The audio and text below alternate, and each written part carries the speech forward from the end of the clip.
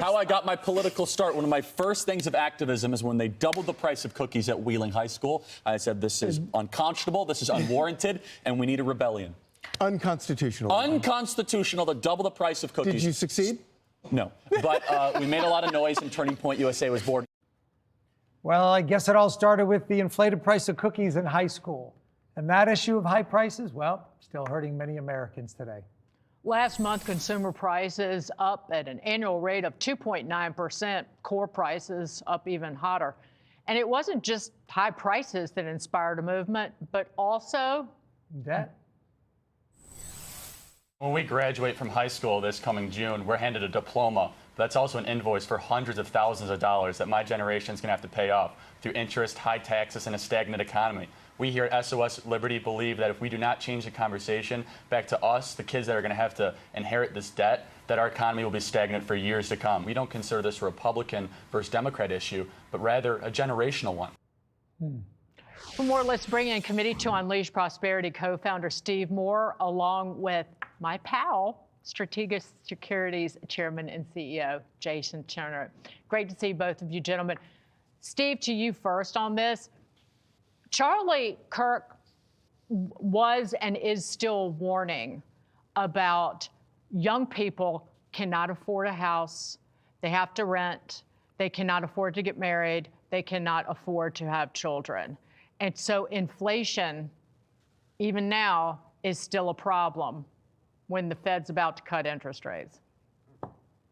Well, it's a great point, and inflation has come down a lot from when Biden was president, so that's the good news. It's not quite where we want it. Remember, we had 9% inflation under Biden, which was a disaster for American families and young people. Now we're down to a little under 3%. We'd like to see that down to about 2%. That's the Fed target. That's where I think it belongs. So we have some work to do. And I would just say one other quick thing.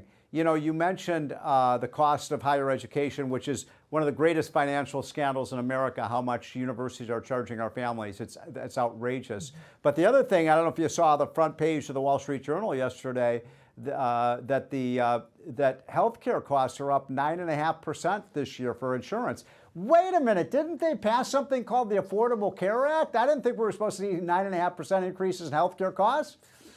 Well, Steve, one thing that Powell's finally started to acknowledge is that tariffs have not had as much of an effect as everybody thought they were going to. And I know everybody wants inflation to be at 2, but the difference between 2 and 3 in some cases is transitory. When you look at the numbers today, it really is a job issue more than anything else. We've gotten bad job data for over a year now. We're trying to make decisions. Yeah. A year ago, we had a massive 50-point rate cut because we had a re-estimation of 800,000. So far, we've had a re-estimation of 900,000, and there's no emergency happening. So what's the conspiracy here?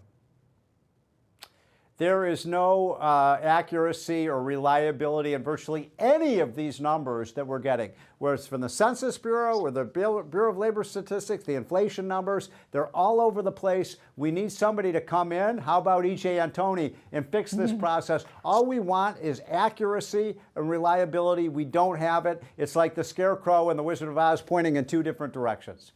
Jason Trennert, it's so good to see you, my friend.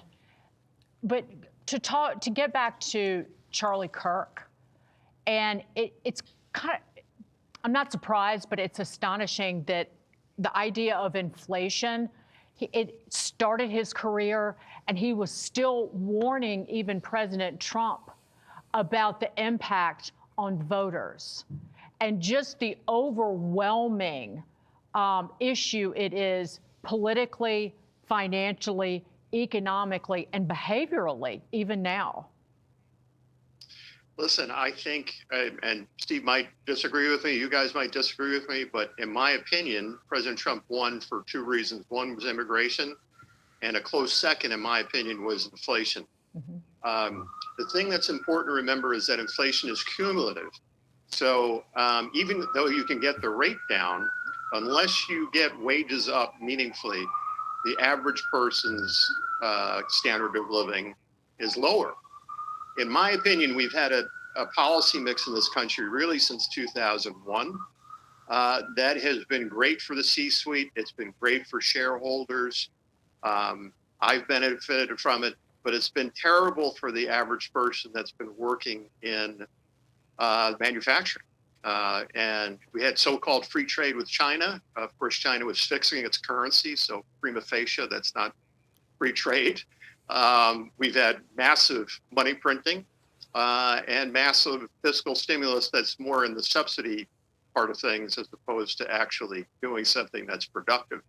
So, all of those things add up to, again, good for rich people, tough on the average person. And I'm sure that's what Charlie was getting at. I think that's what President Trump tapped into. And that's one of the reasons why the president won. Jason, while I agree with you that that was what Charlie was, maybe talking about, I also think that Charlie was concerned about his generation and other generations behind him having their mortgage and their future just mortgaged and having to figure out how they're going to make it.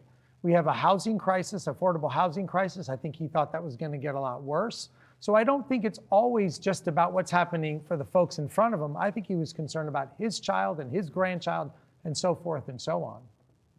Well, certainly there is no fiscal sobriety in Washington, D.C., and I would argue really not from either side, and that also gives the younger people a tab they're going to have to pay off later one way or the other, and probably, in my opinion, through higher inflation.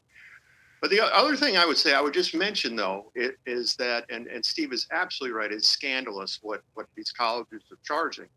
But one of my big heroes is Mike Rowe.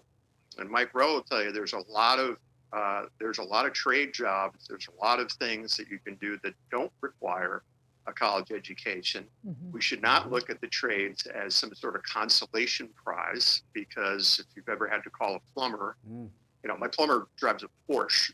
So I think that we have to start thinking differently about education, about what the payoff is, who should get a college education. And so, Marcus, in my opinion, that's another part of the. By the way, I don't. We also have, you, Jason. We also have lazy people out there who don't want to work a trades job for 12 or 15 hours a day, who don't see the value of getting up early and going to bed late, who believe that they're entitled to things. And that's one of the things that I think we're struggling with in this economy, is this sense of entitlement.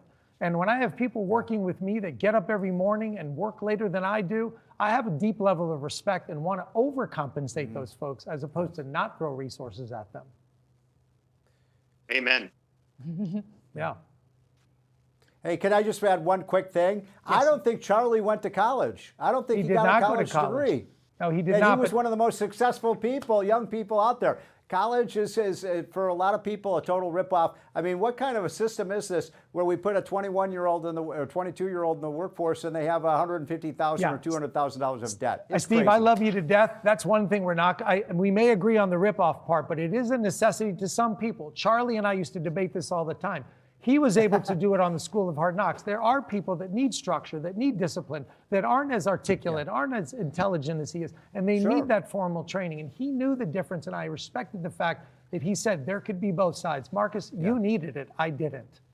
He used to say that. You know to what, me all the time. the kids should be working while they're in college. This idea that they 4 years and partying and drinking and going to class. No, they should be working while they get their degree. That's what I did. Steve Moore. I'd also say that a classic liberal arts education based in Western civilization is a very different college degree than a lot of the degrees that are being given out by some of these colleges for a very high price tag. And that's the problem. A college was, most the Ivy League, as you may know, most of those colleges started out as divinity schools.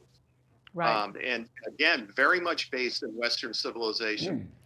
Jason Trennert, Steve Moore, great to see both of you. Thank you so much. Thank you, guys. Thank you. Love ya.